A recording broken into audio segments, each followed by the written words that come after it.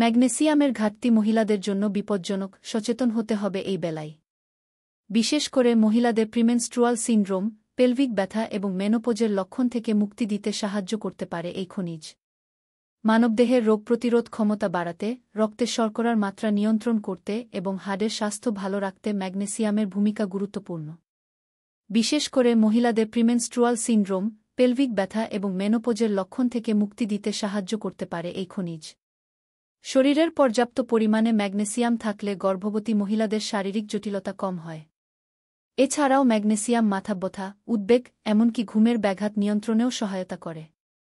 গবেষণা বলছে ম্যাগনেসিয়াম এবং ভিটামিন বি6 এর সংমিশ্রণ প্রিমেনস্ট্রুয়াল হেমস লক্ষণগুলিকে উল্লেখযোগ্যভাবে উন্নত করতে পারে। তাই মহিলাদের ম্যাগনেসিয়ামের ঘাটতি সম্পর্কে সতর্ক থাকা উচিত।